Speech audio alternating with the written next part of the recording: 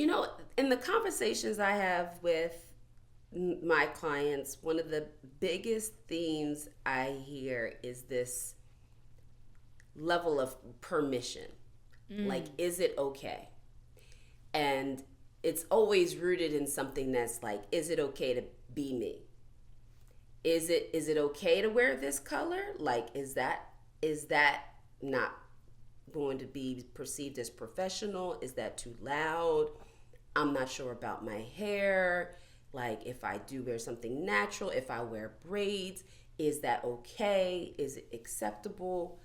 There's constantly asking permission. And I was like, stop. Like, your professionalism baseline is not defined by your style and what you wear, right? Like, it's not.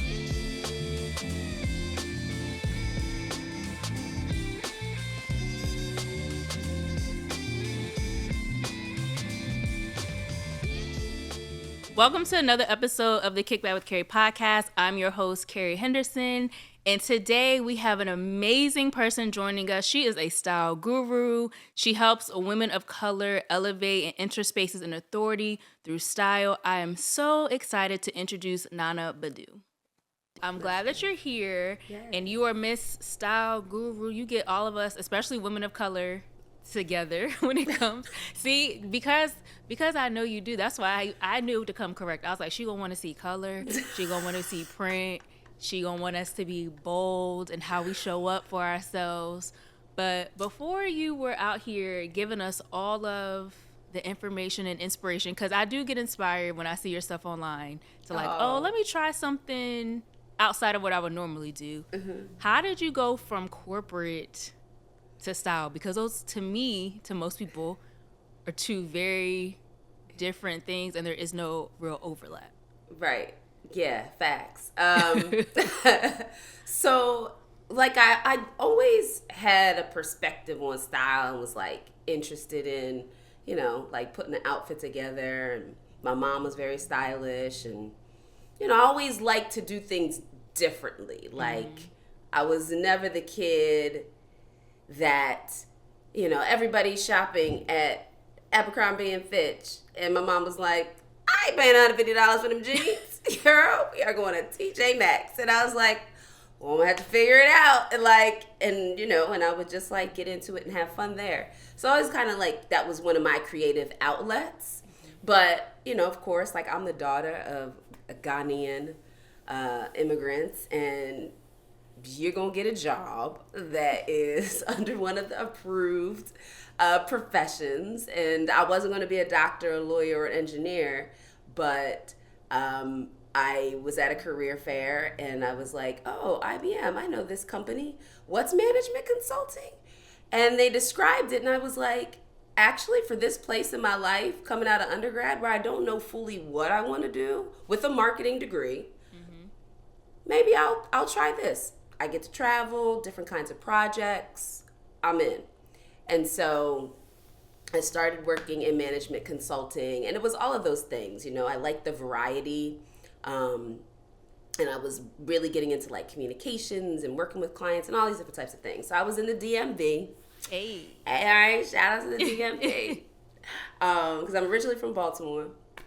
And I was just, in that space with a lot of government agencies. Most of my clients were like DOD, Department of Education, blah, blah, blah.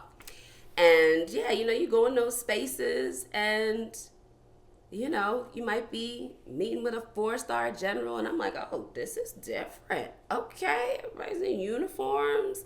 All right. And then, you go be with the civilians, and it's such a mix. In some rooms, it's very white and male. In other rooms, it's like a little bit of a mix of folks from staff and management. But long story short, I was like, okay, this is cool, but this isn't the thing, right? Yeah. So I was working in it and kind of enjoying it for a little while, but I started feeling like, nah, this is not what I want to do.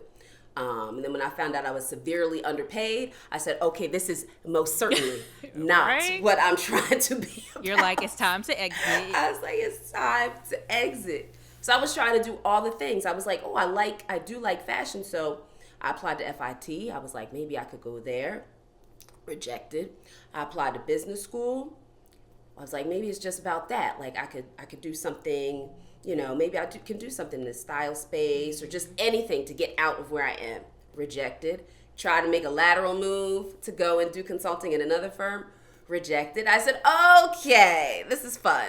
So, so later I had a friend who was a singer and she was doing a photo shoot for an album that she was releasing. And her manager came to me and was like, we think you'd be great as a stylist for the shoot. And I was like, cool. But at that time, this was like mid-2000s.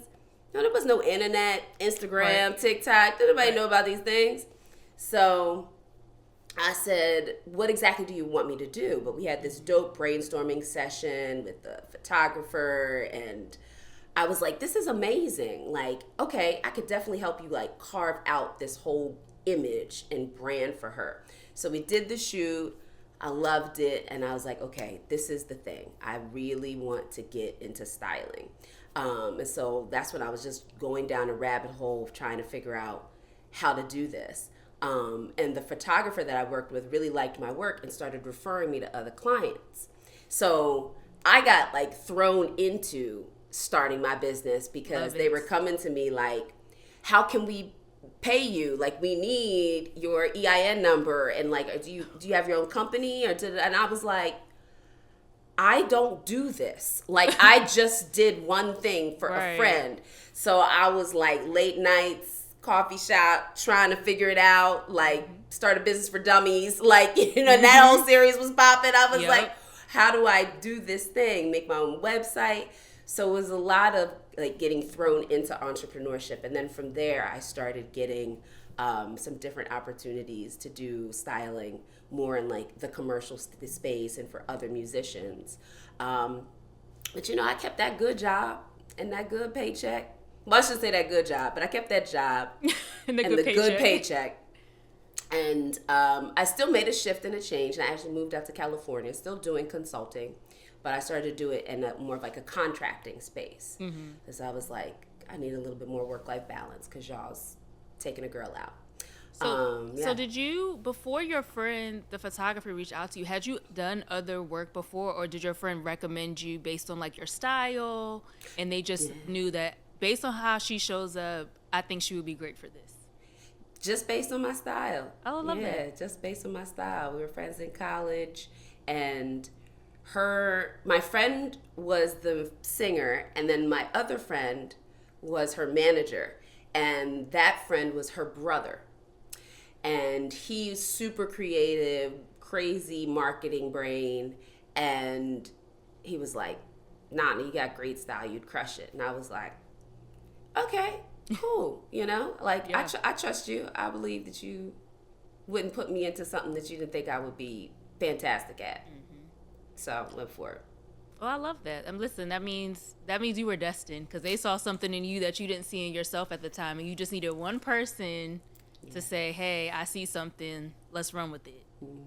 So you started doing styling and then you were still doing consulting, but when did you make that shift like, okay, consulting's cool, but I really got to go all in on styling, like 100%, got to leave that's, the safety net of consulting behind and go all in on my business? Yeah. That didn't happen until 2021. Really? Yes. So I was like 2008 until like 2011, I was doing odd styling jobs. And then in like 2011, I had a client who was my manager at work. And she was going for a promotion. And she reached out to me to help her with her executive presence in terms of her wardrobe.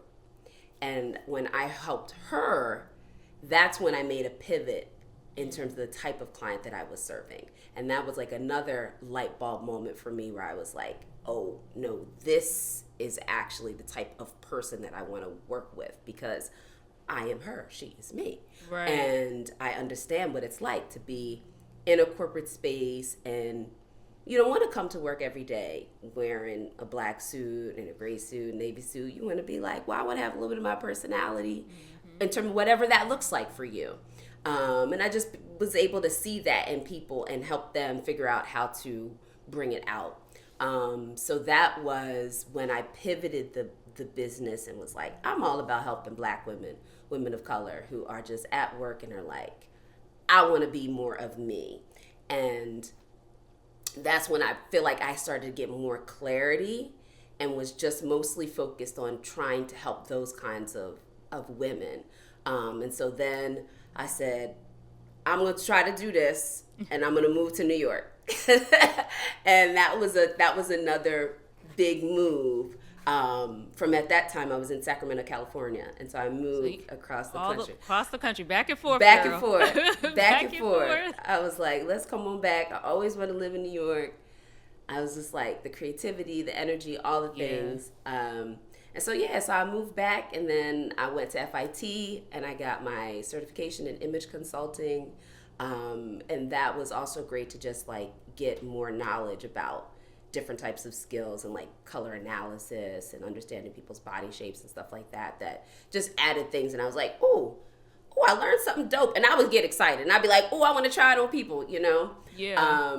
So coming to New York too is it's also just a melting ground because everybody's so creative. So I was doing all kinds of stuff, you know? I'd have a client who was in corporate, but then I'd have somebody who was like, oh, we're background singers for Alicia Keys. Can you help style them? And I was like, sure I can. And I was like, right? And my husband's in music, so I would style him and his business partner. So just stuff would come up, and it was so much easier, you know, and effortless to just be creative in a space that I loved.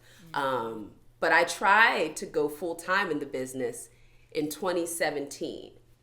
And what happened? Girl, the way it crashed and burned. What happened? Let's talk about it, because I know somebody's watching this and they're probably like, okay, they feel that itch and they feel that need to want to like go all in, but what happened, friend? Right.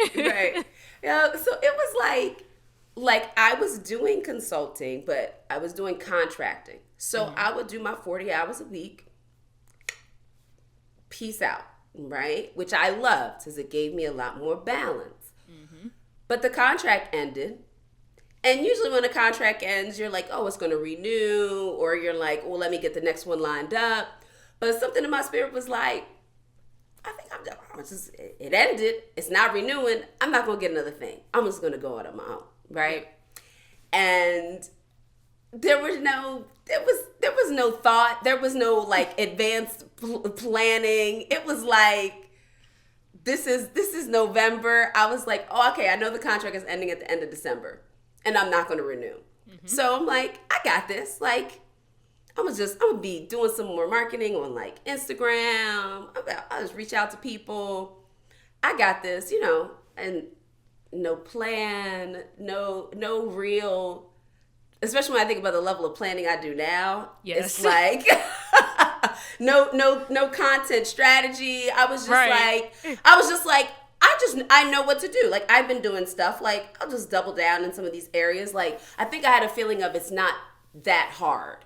And so yeah, I just was like, it'll just happen. It'll come. I'll get referrals. You know, I'll keep showing up in these spaces. And now that I have more time to dedicate to being on Instagram, more people will see me and more people will come, and it will just happen. And it happened. And so you were like, back to a contract I go? Girl, yes. I was like, I think I lasted like 9, maybe. Oh, it was almost the full year. It was almost the full year. I mean, that's not bad. Yeah, but you were like, but the struggle. The struggle and the stress. The struggle, it was not enough, you know, just to support the lifestyle. And when it's like every single thing, you're just like, oh, hinging on it to be the client to sign up. And that ebbs and flows, because I will definitely have moments of that too in this year, 2024, keep it all the way real. But it's just a different reaction to it when I know, like, okay, mindset is a lot different, a lot stronger. It's like, you know what to do if revenue's not coming in. You know how to pivot and how to generate some leads. Like, you just know how to move differently. And yeah, I just didn't. That one there. She said, So then, what made 2021 different, right? Because if 2017, you're like, we out here. You're like, I'm outside. 2017, I'm out here. Book me. I could be your stylist, and it didn't. I won't say it didn't work. You just didn't have the right strategy at the time. So how was 2021 different, where you're just like, okay, I can actually do this, be out here, and be okay. Yeah. And this could be my full-time job. Right. Yeah. Definitely. And we were chatting about this too, just not too long ago. Definitely investing in a business coach was a game changer for me. Shout out to Jarisha Hawk. That was I joined her program, and that really helped me start to think more like a CEO and think about systems and really think about what my like high ticket offer was and my signature service and things that I had ingredients of and I was doing, but to really formalize them. And then, of course, this was just coming out of the pandemic, where everything went from me working with clients in person, in people's homes, in their closets, going to the store, shopping for them or shopping with them, to now fully virtual. And virtual's hard. Virtual's hard. Yeah. Virtual's hard. And just had to flip it and realizing too, like, okay, I kind of flipped it, and this is working. And I'm realizing I'm not trying to be running around shopping for people, buying clothes for them and bringing it back to their house. As a former stylist, I understand completely. Your soul is like, whoa. Ooh, I'm a little triggered, but yes. Right? Like, I'm not trying to do that. You just realize, like, no, I don't want to do those things. It could look different. I didn't realize how different it could look. And then I was like, oh, okay. We could do some stuff online. That'll work. And I can reach more people. Mm-hmm. I can help more women. I agree. Yeah, I think that's the one thing we need to not be afraid of, is investing in ourselves and in a coach. Because it could be a game changer. It's like, if you don't know something, we spend money on vacations. We spend money on clothes. We spend money on going out. But it's like, if you really want to go to the next level, save that money for a season to invest in a coach. Because it could really change your life. It could change the whole trajectory of your life. Yeah, it's a big deal. And I remember, it's so fun. I remember so clearly, the pandemic had hit, and I think this was like June, July, something like that. And my husband's also an entrepreneur, so we've been working from home, but we're at home, and we're just like, we want to do different things. We want to buy a home. We want to do these different things. And we're just like, what do you need? And I was like, I've been following this person. I think this program would be really dope. But that first initial payment, I was like, it was more than I thought it was going to be when I got off that call with her. It is not cheap. Right? And I was like, oh. And I was like, if we fund my business for that first payment, I was like, I got the rest. And we were like, all right, and did it. And the rest of the time, I was able to take care of the program through the business. Nice. And that was like, I was so proud of myself. And sometimes too, like, just with entrepreneurship, you get so fixated on, well, I just speak for myself. I get so fixated on the goal of, like, I want to hit this revenue goal, or I want to work this many people, or like this number, or da-da-da-da. And I forsake the progress and the growth, and like just the fact of like, yo, you go ahead and be proud of yourself for doing that, like, and maintaining that and growing and like holding that commitment. Because if it was 2017 and I had signed up for that program, You weren't ready. Was not you weren't ready. ready. Yeah. Not ready. Not ready. Would have wasted the money. Would have came back. My husband been like, "Now you said." We had an agreement. We had an agreement. That is true. You do. When it comes to investing too, yes, it's important. But to your point, you have to be ready, because if you work with the right coach, they will make you work. Like, it is not, oh, I pay my money and they just tell me what to do and I just sit here and get results. Like, you have to be ready to do the work, because they're a coach / advisor. So they're giving you advice, but it's up to you to execute in order to see results. Like, they can give you all the plays in the world, but if you just sitting there like, well, I hope this works, and don't do nothing, you can be out of luck and out of money. Yes, out of luck and out of money. You have to put the work in. You gotta. I love that you say that they're also an advisor. Because so much of it is you and what's happening between them ears. Yep. Like, if you're getting everything and there's resistance, and it's, oh, well, I can't do it, or, well, oh, so-and-so did it because their industry is different, or, well, I don't know if I can charge it. Like, you constantly thinking of reasons why something is not the way it is because of external factors. Mind you, well and good, there might be some truth in some of those things. But bottom line, it's on you. Yeah. Like, it really is you and how determined you are and how much you want it and how much you going to do the work, how much you going to do the work, and how much you going to fail, how much you're going to try, fail, learn. However, what kind of relationship you have with the word failure, because that can be a triggering thing for people. Sometimes people hear it and feel funny and they got to switch it up. It's all good. Like, whatever your relationship is with trial and error, you got to figure it out and get comfortable in some way, because it doesn't matter what you're doing and what line of work, whether you're a stylist or whatever business, you just have to have a higher level of comfort with trying something and it not working out fully, seeing where you made some progress, pick yourself up and keep going. Agreed. So that is everyone's lesson for today. There you go. Keep going. It's really about trying and pivoting until you get it right, basically. Yes. It's like try, pivot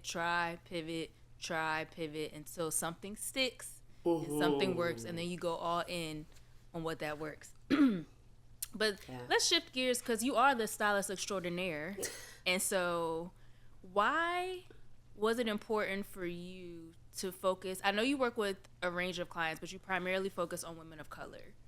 Why do you think why is it so important for women of color to work with a stylist, and what limiting beliefs do you think they have when it comes to their style?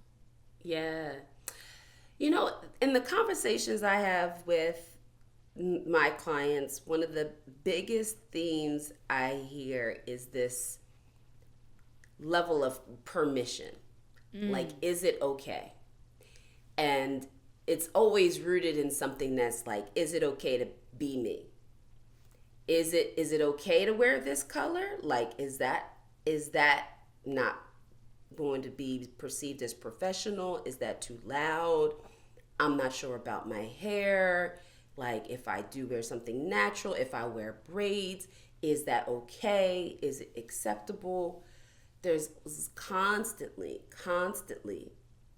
asking permission. And I was like, stop.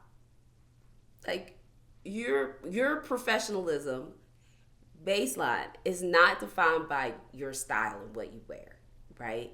Like, it's not. I'm a stylist.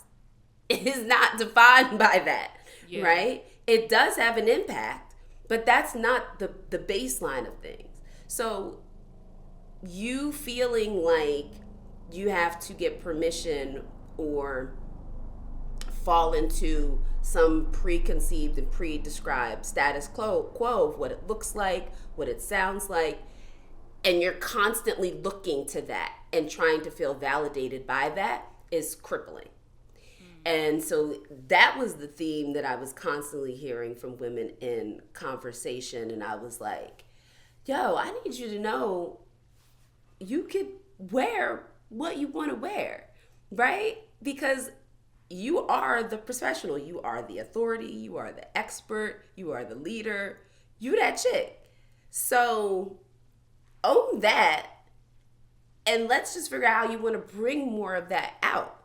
Like, for one woman, it might look like you want to go all in on that fire engine red suit. Go ahead and rock that joint at the toe. Like, if that's the kind of firepower you have and you're like, this is me, don't hide behind the gray suit because you think that, well, that's what I see all of my other peers doing, so let me just do the same thing. Why do you want to be doing what's safe and what's acceptable for everyone else when for you, you're like, it just doesn't feel like me? That's like a weird relationship with imposter syndrome. That's like, I don't get it. And we've been conditioned, though. If you think about how we grew up in terms of professionalism. Facts. I think now, especially post-COVID, there's a little bit more freedom. And so, really people have to break the chain. Because I remember I posted on LinkedIn when you were talking about like wearing a brighter color suit. And I was like, you know what? I wore my pink fuchsia suit to this award ceremony at work because I had finished a leadership program. And it was like a linen fuchsia suit. I don't know if I ever would have worn, and I work for the government. I don't know if I ever would have wore that. Yeah. But I was like, no, I'm going to wear this suit today. I got it on a sample sale in California. Like, I'm going to rock. And then, of course, everyone was like, oh, the fuchsia suit. Oh, I love your suit. Like, it really stood out amongst everyone else in my leadership program. So I think we've just been conditioned because so long it's like, think about it like Scandal days and they have the collection at Limited and stuff. Everything was professional, right? But you never saw anything outside of like neutrals or like a pastel, right? Or it was blues, blacks, grays, maybe a light pink, tan. It's facts. It was never anything that we should be embracing now as individuals. Yeah. You had to go to Express to get the bright color suits because I was over at Express. Even though I like the Limited too. Oh, if you listening, you like, yay, Express and Limited. There are other options, guys, but yes, those two did have us for some business professional. Those were the two go-tos that you could afford. Right? It's so affordable. But that is completely real, you know. And it did. I mean, we all got that message, you know. I think so many of us, when you were interviewing, when you had your first job, right? And you were like prepping and preparing, and then people are like, well, what are you going to wear? And the first thing you do is like, I had to go out and get a black suit, a navy suit, gray suit, and just some white shirts, and I'll be okay. And I'm not saying that that's bad, but I'm saying there's more. Yeah. Right? There's more. I think that can be very limiting. And I think at the beginning of your career, it's very natural that you step into the space and you want to impress people. You want to make a really great first impression because you feel you have something to prove, right? You feel like you're elevating into a space where you're going to be, it's like another playing ground, you know, another playground, right? And you're like, well, I want people to like me. I want to be called on first for the project. You know, I want to share an idea, and I want my boss to say that was a good idea, right? And we're looking for all of these validation checkpoints. And I think as you move in your career and just as you grow as a person, as a woman, that voice quiets. It gets a little more quiet, and the voice that's like, girl, you don't have to prove nothing to no one. You are already worthy. You are knowledgeable. You're here to share information. You bring value. You belong in this room. People are here to take in what you have to share. When the inner dialogue starts to shift to things like that, that's when I think you start looking in your wardrobe and you look at your clothes and you're like, I can't connect with none of this. Because you're like, I'm not that person anymore. I'm a different person. That makes sense. So then how does personal style impact the professional setting, right? Because it's not, style isn't who they are as a professional. Like, if you come with your expertise, like, you got it. You the smart. We know we the smartest one in the room. Okay. We already know that. So how can women, especially leaders, because that's who you work with, women leaders, how can they use style to kind of like elevate or advance their professional career? Yeah, 100%. So one of the biggest things is just one, getting clarity about what your personal style is. Like, you need to be able to describe it, point to it, know what stores have it. You need clarity, and I recommend that folks create a mood board. It's a very simple and just even fun and creative thing to do, to hop on Pinterest, Instagram, and just like save images of folks who you see whose style is dope, that you like, that when you see it you're like, oh, I'd love to try something like that, right? Whether it's colors, cuts, certain garments, accessories, just save those things so that you know what does resonate with you. And as you build your mood board and you look in your closet, start to see where there's similarities and where there are differences, right? Like, where are the gaps? Is if you're looking at that mood board and it's filled with bright colors, or or the shoe game is on point, and you looking up your closet and you like, dang, I done still had these same 9 West pumps for the past 10 years. Ooh, I used to. Well, hey sis, right? I'm like, well, hey sis, they got a whole new collection of things, and there's some other dope brands too that you might want to check out, right? And so sometimes I think it's just about getting that clarity, and then realizing that you just need to get more current. You keep things. We tend to keep clothing for sometimes a long period of time, and it's literally like a time capsule. You're like, it's just of an older style and cut, and it feels very dated. And it's pieces you've had for 10, 20 years, and even though it might still fit, when you look at it, really the quality is worn. The buttons aren't shining like they used to. The color is looking faded. And it's just time to upgrade some of those classics, and then begin to introduce some of those things that are probably on that mood board that you're like, I want to play around with some of these, but I don't know how to fit that in. I don't know where it falls, and kind of creating more of like a comprehensive wardrobe, right? And a really great head to toe look.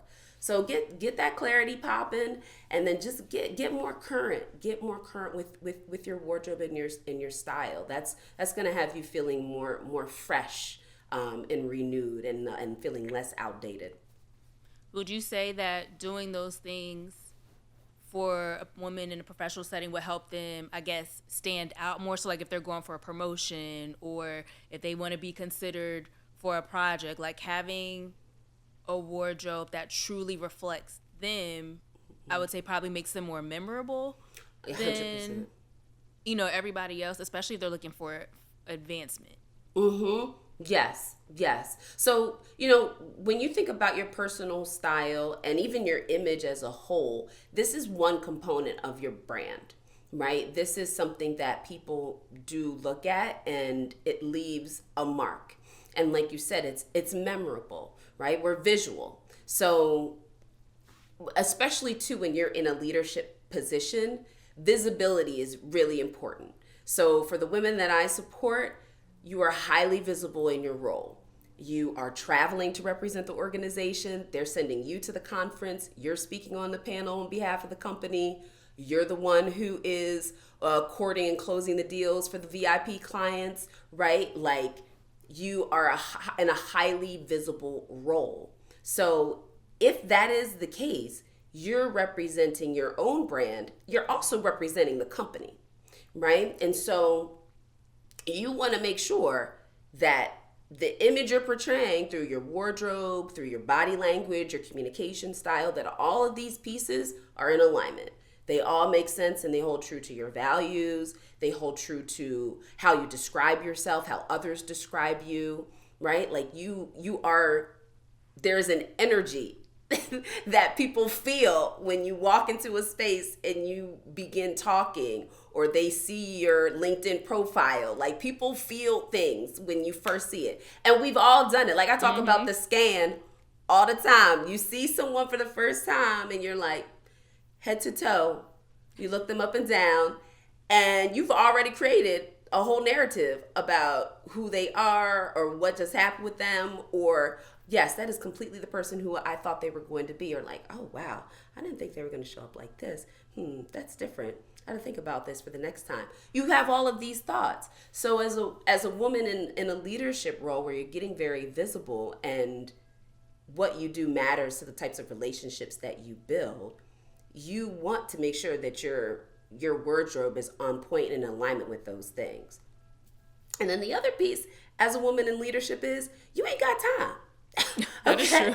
Yeah, you're busy. You're busy, okay? And the last thing you want to be feeling is stressed about what to wear when you need to be focused on the keynote speech you have to deliver, right? Like, you can't be last minute, man, I gotta still wear this same black pant and this one fuchsia top I got in here that makes the rounds, that you're like, everybody's seen this one top. I don't know how to do anything different with it. And then you're just like, oh, just go to my Old Faithfuls and just make it work, you know? Yeah. Once again, it's fine. It's professional.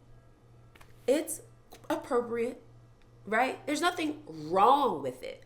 But it doesn't represent you. You don't get excited by it when you step in the room. No one feels something when they immediately see you and they're like, wow, this makes total sense. The total package. of who you are professionally makes sense. And I think that's a space and a missed opportunity for a lot of women in leadership, because people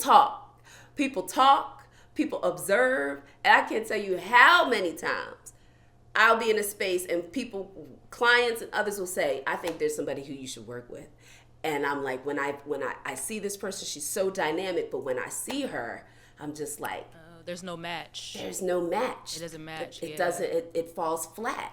And I'm like, man, I'm like, who's having that conversation with her? Where was the breakdown along her professional development and training and sponsorship that no one said, listen, sis, let's talk about the wardrobe, because that's an important piece. So we want to make sure that you're invested well in this space, because you are representing the company and yourself. So how can we help you here?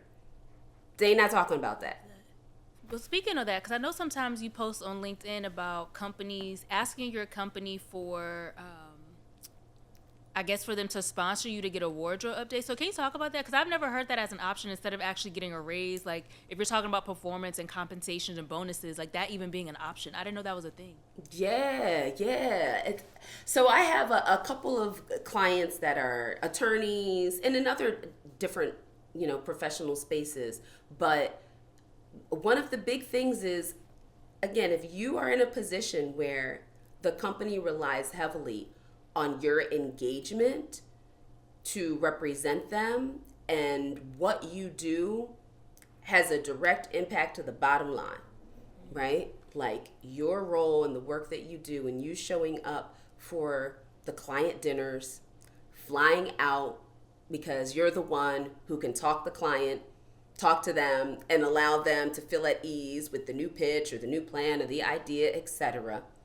And you have the value you bring directly impacts the finances of your company. And it's clear, right?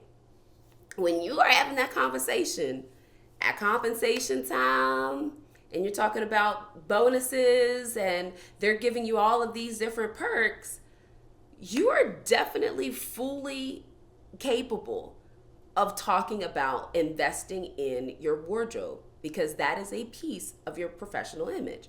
Just like you would say, I need executive coaching.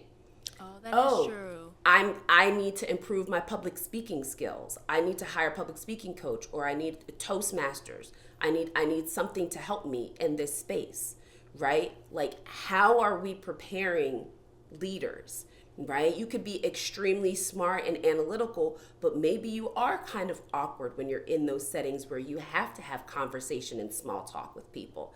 That's something you can learn. That's not something, these are not just skills that people are just born with and it's like, oh, you got it. You're a great public speaker. Well, I wish I could be a good public speaker. You can. you can. You can get training on that and you can practice and you can become a better public speaker. So these are just ingredients in terms of your whole professional image. So exactly. This is all personal and professional development. So why not have the conversation with your manager and say, so this is the number of places I visited this year. These are the number of people that I've been speaking in front of. Like this is the amount of money that I'm already investing in my wardrobe, and this is all for work. Like if I didn't have this role, I wouldn't have all these suits lined up in here. So we need to talk about what kind of investment and compensation looks like around my wardrobe. I know some companies offer like a lot of discounts for services like Rent the Runway. That's their way of making some kind of allowance in that space. But that is something that you could be thinking about even in terms of what you're asking for and that compensation package and saying like, this is a piece. Like I'm going to need another 5K, 10K, whatever for this. And that's so like, good. Okay. Because I don't think a lot of people think about that. Mm-hmm. I sure didn't. So I saw you posted on LinkedIn. I said, oh, you could do that? I was like, oh, that's a thing? Right. Noted. I was like, oh, okay. Interesting. Cool. Good to know. And one of the things you also touched on, too, I saw one of your interviews. I think it was a year or two after COVID. And, you know, you're teaching at FIT, which I love, full circle moment, because you didn't get in the first time, but then you got your certification there, and now you teach there. Yeah. And one of the things you talked about in your interview was the ABCD method, and I had never heard of that before, but I thought it was so brilliant in terms of not just style, but also like your personal brand, because, you know, we're always talking about personal brand, showing up in person and online. So can you explain to us, you kind of touched on it a little bit, but can you explain to the people watching and listening, what is the ABCD? Is it ABCD style method? Yeah. Yeah. I listened to that and I was like, oh, this is good. We need to know about this. I love that. So like you mentioned, when I got my image consulting certification at FIT, that was something that I learned, which was the ABCDs of image. Okay. Mm-hmm. And it stands for appearance, behavior, communication, and digital presence. So we think about all four of these in totality when we think about helping someone really elevate their image. And when you think about it, you're like, okay, great. Yeah, the appearance space. Wardrobe is definitely a given, right? But it also includes hygiene, grooming, right? Your beauty. There's so many different layers to this because in the workplace, you know, especially for folks who work in HR, talent, managers, you know, there are times you have some dicey conversations with folks, the interns, Gen Z. I love y'all for the vitality, but sis, leave that crop top at home. Like the belly, we don't need to see that much space on the belly coming into the workplace, Not that right? much space. Not much. We don't need to see it, right? Yeah. Like those kinds of conversations and like, how do you handle that? It's uncomfortable. So how do you train someone? Their communication skills. Those are really important things people should know about. And then your body language, right? Like this is huge and says so much before you even speak. Your wardrobe, your body language is talking, right? People infer things. You cross your arms. People think you're being defensive, or you know you're being resistant to whatever information you're hearing, right? Like, do you fiddle with your hands? You know, I'm a hand talker, so my hands will all be all over the place. I usually am like, right? Sometimes I'm like, you need to reel it in because your hands all over the place, you know. But what's your posture like, right? What about eye contact? Are you looking at the floor? Are you giving someone, you know, good engagement and letting them know you're listening and paying attention and that you're exuding your level of confidence? And then your digital presence is what your presence is like online, right? You're going to be Googled. People are going to Google your name. They're going to throw you up in that search engine, and what's coming back? What's on the images? What are the links?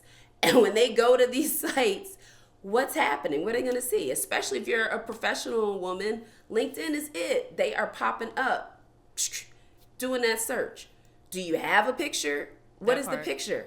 Right? Don't give me no crop thing from when you was hanging out with friends and you got one arm and it's like this and it's cropped up. Don't do it. Like, what are we doing here? Do people really do that on LinkedIn? Girl, I remember when LinkedIn, when I first started getting back into LinkedIn, late 2020, 2021, I saw so many pictures like that where folks would just be like, it was like a good smile. And I was like, just take a selfie. Like, my LinkedIn profile is literally a selfie. Like, it doesn't have to be a studio photographer shot, but we do need to see the face. Because that's what we care about. We want to see your face. But yeah, just really giving intentional thought to those ABCDs can be really helpful for you. And I encourage everyone to just do like a simple stoplight assessment for yourself, right? So you would go through and you'd look at the elements of your appearance from your wardrobe, hygiene, beauty, your grooming, and you say like, okay, green, yes, I'm solid. I feel like everything is on point. Yellow, I need some help. I'm working on it, but like I could definitely use some spaces of getting some improvement. And then red, full circle, SOS, like I need to be making an investment. Yeah. Like period. Like hire you. Oh, there it is. That makes sense. I love that. Yeah, ABCD of image. I like that. I like that a lot. So if someone was looking to work with a stylist, because all stylists are not created equal, and that's one of the industries we know has exploded over time, and a lot of people think they're stylists when they're not. Because I had to say it only because I used to work in retail, and so in retail we used to have the title of sales associates, but later it was even before COVID, you would see jobs and stuff, they would call them stylists, and I'm like, you helping someone pick an item off the rack and opening up a dressing room does not make you a stylist. Like, I know that. And it's disrespectful to people, excuse me, that are our actual stylists who have studied the art of styling, because it is a art and a science. That's right. So what should someone look for if they're considering working with a stylist? Yeah. So one, definitely like rapport. Like you shouldn't hire anybody as a stylist until you have a call with them, talk with them, speak with them, make sure the energy is flowing right. Yeah. That's like super important because you're going to have to be vulnerable with them. You're going to be talking about your body, your insecurities, what you love, what you don't. Like it can get very personal. And vulnerable. So you want to feel comfortable with that person.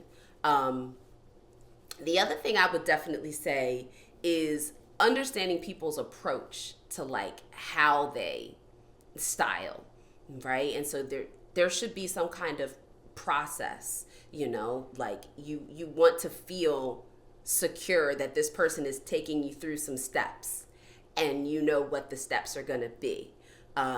If you talk with somebody and they're just seem kind of aloof, or they just, you can tell someone's just throwing a little spaghetti on the wall, hoping something just sticks. To see what will stick. Just to see, right? Like, nah, they gotta have the package, whether it's on a website or they're sending you a doc with it or something where you're able to read and go through and say, okay, and have a conversation with them and say, I understand what's going to happen.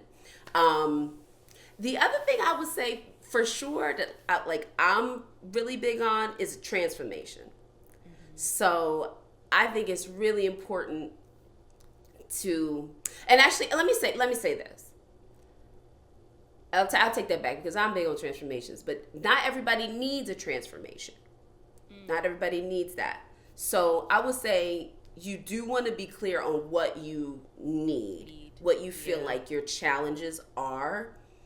then you are really seeking to work with someone who is able to say, based on what you're telling me, this is what I think a solution is, right? Because we are trying to solve a problem for you. You don't know how to dress for your body shape. You want them to share things that gives you confidence that they can help you figure out how to dress for your body shape and tell you what your shape is, right? So you want to be looking for those kinds of things. But I think in particular for the women I work with, they are really looking for a transformation in their wardrobe. Like, they used to dress one way because that was their identity 10, 20 years ago. Now they're in a leadership position, they're starting their own company, and they're like, I'm that chick, but my wardrobe is like, I'm an intern. and you have some really good transformations because you post them on LinkedIn and we're just like, yes. Every time you post one of your clients, I was like, ooh, she was cute before, but now she fired. She fired. That's it. That's what I live for. You have really good transformations. Thank you, friend. Of course. Yeah. Okay, so they need to someone know what they need. Yes. Have a conversation, and the person should have I know you have a process because you have your what are the offers you have again? You have the style experience. Yeah, the style elevation experience. Style elevation experience. Mm-hmm. Yes. That's my signature package, and my method is based on getting you clarity, knowledge to build your style confidence. So I'm very much about showing, but also teaching. So you will learn how to style yourself and what colors work best for you, and some of your good go-to brands that you know, like, I can always get a great blouse here. I know I'm going to get my most comfortable shoe here, or I need a new suit. Boom, I know I can go over here and get one, right? Because, like you said, you ain't got time. Nobody want to be stressed. No. Nobody want to be stressed. We want ease. Well, before we wrap up, you are the first person I'm doing this with. This is something new. It's my rapid fire round of questions. Because one of my friends, I had thought about doing it before, and then one of my friends was like, well, it's the Kickback. You should have a rapid fire. And I was like, I love that idea. Yes. So I have a bunch of questions in my mug, which is available on the kickbackwithkeri.co. Come on. Y'all can buy it. It's very cute. It's giving 90s. But I'm going to pick out like 3 questions and then quickly just tell me like, yes or no. Or not even yes or no, but like what comes to mind or thoughts. And I cut these up last night and mixed it in here, so I don't. Okay. I'm not picking out specific ones. I want it to be very random. Okay. So it's a mix of like business and fun. Okay, cool. Okay, so what's one piece of advice or motto that you live by? Everything is working out for my highest good. Come on, amen. I love that. What is your favorite Black-owned brand? Ooh, that's hard. I know. Okay. Oh I'll say my this. gosh. What is one of your favorite Black-owned fashion brands? I'll say that. Because you do share a lot of them online. So just one of your favorite fashion brands. Yeah. I'll say Dressed in Joy. Dressed in, okay. I wanted to try there. I haven't tried their stuff, but and I can see that for you because you love prints and you love color, and they're very vibrant. And I've actually wanted to try like one of the sets. I want to try one of the sets. It was like, I don't know if it was last summer or the summer before, but I got like 2 of the sets that were just like biker shorts and like a crop top. And when I tell you, I lived in that thing like multiple summers, I was like, oh, the way. This is fully me. Yes. So just like Keri said, if you want color and print, and they got all kinds. They have tops. They do. They have puffer coats now. That's what I got my eye on. That's why I said do? She has some puffer coats right now, and I was like, yeah, I'm probably fitting to get a coat. Oh, well, I'm gonna have to go check out after this recording. Dressed I'm gonna have to go check out Dressed in Joy. Let me see what I can get because I would love like a. I know they also have the short sets, but they also have like the long sleeve jacket and the pants. And I was like, oh, that'd be cool if you want to like travel, but you don't want to do. Normally, I do like a neutral like jogger set when I travel, but I want to be add a little razzle dazzle. There it is. Yep, I love it. The razzle dazzle. Okay, last one. What is your favorite 90s, early 2000s Black sitcom? Oh, shoot, Martin. She's like, that's easy. So funny. I was just watching. J HUD does those Jennifer Hudson for her television show, she does this like, I don't know, some kind of, it's not a Soul Train line, but when guests come on. Oh, yes, when they come down that the line. tunnel thing. Yeah. I think it's did a they spirit just do tunnel or Martin? something. He was just on and they Yeah. was like, Martin! Yeah. And I was like, Martin! Yeah. I love that they do that. I'm like, can I just go and just do the tunnel? That's what I'm I just want to saying. do. She needs to do that for the audience. Like, just have an audience tunnel. Wait a minute. You better DM them. Just That's do an a audience great idea. I That would like be that. fun. Or either an audience tunnel, or like if people are there for a special occasion, like if it's somebody's birthday or anniversary, fun. Yeah. kind of like it didn't have be like at the end, because I've gone to one or two I did like the real recording years ago when I was in LA, and like at the end sometimes they'll come out and like talk to you afterwards and stuff, and or in the beginning like they try to hype up the crowd before the show starts. So like if they did a tunnel, like if somebody was celebrating something, I'm like, here's an idea, guys. You bet. Listen, that's an excellent idea. Here's an idea. But yes. Well, thank you so much for joining me today for the Kickback with Keri podcast. Please let everybody know where they can find you so they can connect, so they can get their style together. Yes. They can walk in room in 100%. boldness and authority. Where can we find you? Come on. Yes, definitely come connect with me on LinkedIn. Naana Badu. If you search Naana Badu, I will pop up. And send me a DM. Let me know that you was listening to the Kickback with Keri. Hey. Well, thank you so much. Thank you guys for listening and watching, and we will catch you on another episode. Thank you. I hope you enjoyed this episode of the Kickback with Keri podcast. Make sure to subscribe to the YouTube channel. The Kickback with Keri is available wherever you get your podcasts.